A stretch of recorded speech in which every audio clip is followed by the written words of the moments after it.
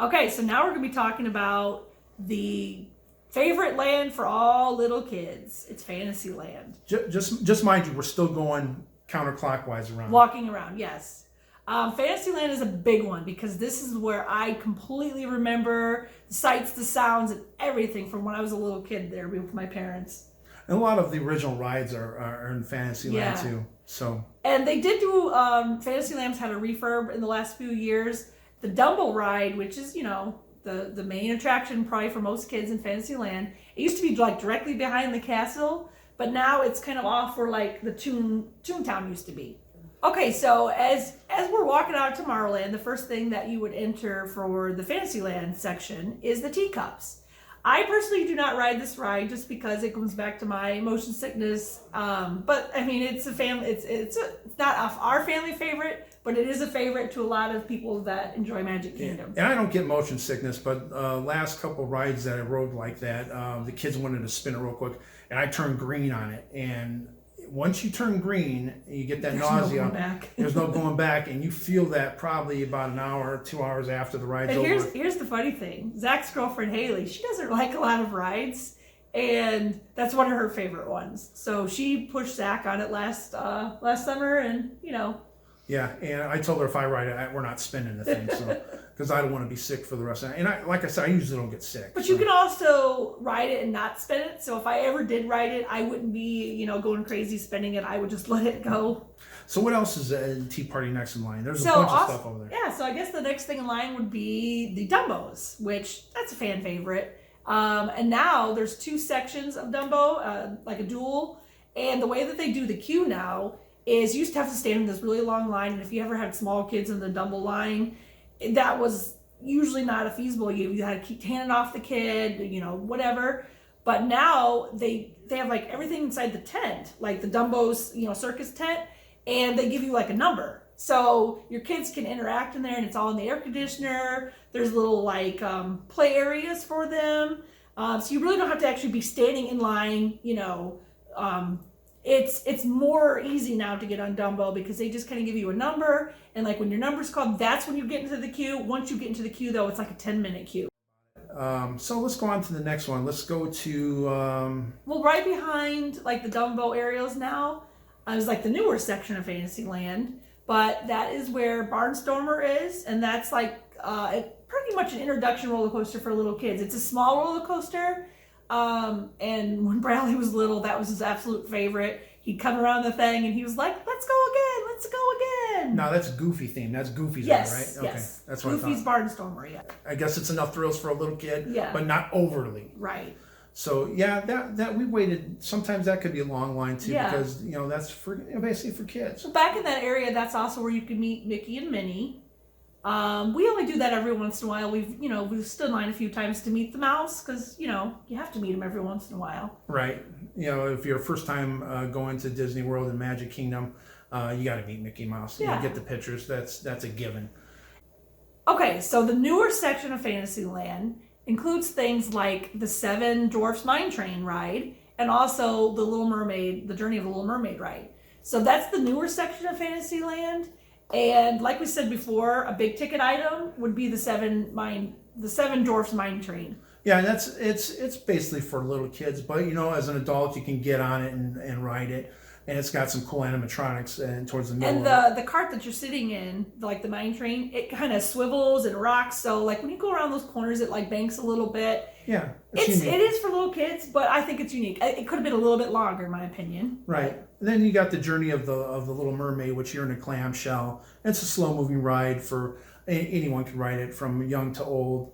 And it's nice and colorful in there. Yeah, it's air conditioned, so that's another. And since plus. we don't have girls, we have all boys. Like when our kids were little, they probably would have rode it just because. But I like to ride it, and now that we have Zach's girlfriend going with us, she enjoys riding it too. So. And there's a big animatronic of Ursula in there, which is pretty sweet too. Yeah. So.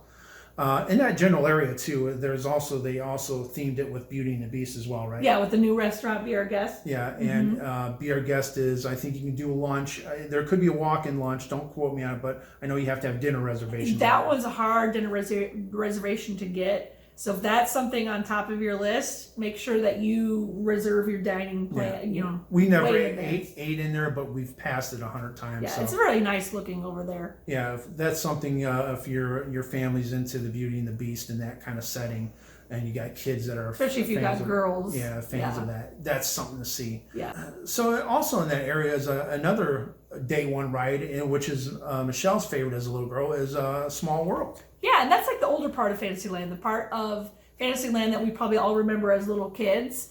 Small World, definitely. I remember riding that with my mom and dad as a little kid, and I remember like getting the 45 record of Small World and playing it on just repeat. The song is basically an earworm. You can't get it out of your head once you get it in there. But it's very colorful in there, and you could take all ages on that ride. It's a slow boat ride. Yeah. But, you know, it's iconic to Disney World, and even if you have been a million times, or if it's your very first time, don't miss Small World. Yeah, and it's a relaxing ride, and it's usually a walk-on, except when it's... Maybe middle of the day, yeah. So it's not too bad. You can get on it fairly easy. But let's go to the one that's kind of a running joke is the Peter Pan, the Flight of Peter Pan, which is constantly has a 75-minute wait regardless. And it is a little unique. I could probably see why the kids love it so much. You kind of go into a boat and it makes you kind of feel like you're flying. But that's another one. I would try to get a fast pass for that if you do not want to stay in a 75-minute line, because it's a hot line. It's outside. It doesn't have a lot of like air circulation. So I definitely wouldn't do that in the middle of the day. Yeah, if you got little kids and they can't ride the big mountains or something, your only other choice is to ride those kind of rides like that. So that is a long wait for that one. Yes, So get a fast pass if that's your only choice at that point. Yeah. And another cool ride is it's funny, but it's Winnie the Pooh ride, and you're in a honey pot, right? Yep. So, and you go through like neon stuff in there. You're like bouncing around with Tigger in the honey pot. And here's the funny thing, our 20-year-old son, that's like one of his ones that he's always like, I would like to go ride Winnie the Pooh, and we're like, really, Zach? Yeah, it's, if you're into the bigger rides, that may be something you would pass, but if nostalgic reasons, Winnie the Pooh is... And if you could get a thought on that one later in the day, again, Fantasyland and later in the day, especially if you're going to like skip the fireworks or whatever...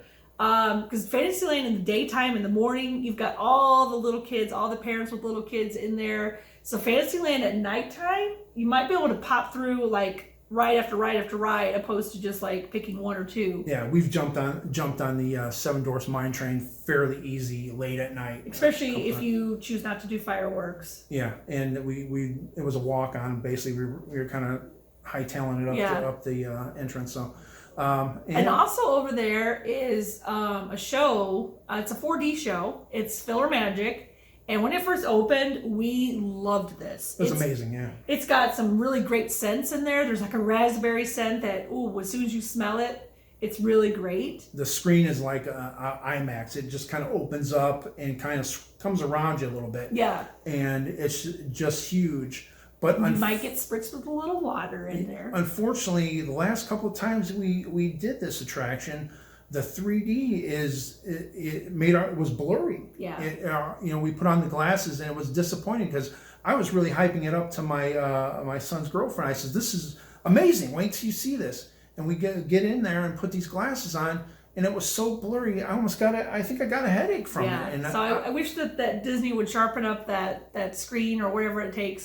Something happened. Because it is a great show. Right. And that pulls me in. That's one of the things I want to go see all the time because it's so cool. Yeah.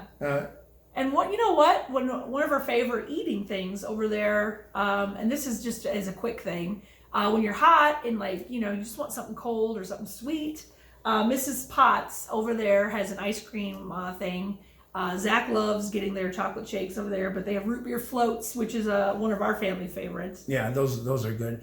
And also in that area, we'll touch on one restaurant that we experienced was Pinocchio Village House, which oversees the loading of Small World, so you can eat in the restaurant and look at the people, boarding Small World and people wave at you and stuff like that. It's just a quick service. Yeah. It's got little things. It's not as... They've got little things in there, like I think there's a flatbread pizza. There used to be like PB&Js, like so if the kids were picky and you couldn't find anything else, that was something to reach for. Yeah. So like I said, it's nothing special. It's just to get yourself. Yeah, it's grab and go, get yourself fed. Standard Disney fare on that one as well. And we ate there a couple times in a pinch. Yeah. Just to get going, So going in our counterclockwise fashion here, this is kind of my favorite. Well, I don't know about my favorite area, but it's one of your favorite attractions. And we're talking Liberty Square. Now, Liberty Square has something that has been on my mind since I was 5 years old, which I wrote, is the Haunted Mansion. Now, the Haunted Mansion to me is near and dear to my heart because the fact that I remember I was scared, but loved the special effects, especially the hitchhiking ghosts at the end, down on your shoulder. As a kid, 5-year-old, that was burned into my brain until I went back in my late 20s when we got married and re-seen it again. You know what? And that technology at late 20s still blew me away. It's so cool in there to see what they've done with that. It's special effects.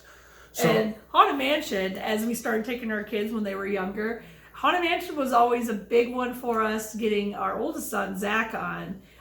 He was very nervous about this one, like Jerry was saying, when you're a little kid. So he would always pull the thing, like we'd, stand in line, get almost up there, and he'd pull I gotta poop, just because his stomach was nervous. But once you ride that thing, it is very slow moving. The stuff in there is not like creepy scary, it's fun scary. Yeah, I would have to say so. And you're in a thing called a doom buggy. Yeah. And it's sort of like a clamshell, like some of the other rides. Probably the original type of ride like that. Right, and I think that was another day one ride as well. And it's like a 5-minute ride. So, and the whole atmosphere in there, it's got like old spider webs and cobwebs and just that feel when you're in Haunted Mansion. It's nostalgia. Now I'm a jokester. Now when we go into the room that stretches, the elevator room, when they show the guy, when they shut the lights off and show the lightning and the guy hanging from the noose above you, I let out a shriek in there, a scream, and I'm a jackass. Okay, so I do that just to mess around. But the last time I did, I think I scared an adult pretty good. Michelle cut the video. I think we got a video of that, but she cut it a little earlier. But I think I scared an adult more than I scared the kid. But if you're in it and hear someone screaming at the top of lungs, this is this idiot doing it. So this chamber has no windows and no doors, which offers you this chilling challenge to find a way out.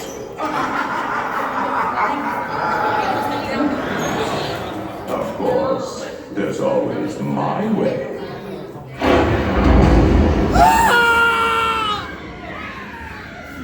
I just like to have a good time, but so let's move on to another ride. Over there, while we're speaking of that area, one of our quick service places that we've ate at the most is the Columbia Harbor House. Yeah, and I'm a big fish eater, so I love the fish. And I'm not a fish eater, and there are still options. Like, they have the best macaroni and cheese over there. They do have, like, hamburgers and, like, maybe chicken strips. Didn't our in-laws get, clam chowder soup or something? I think so, yeah. Something like that. And that's, if you want to change from the burgers and stuff like that, that's the place to go. Yeah. And it's not too shabby. It's...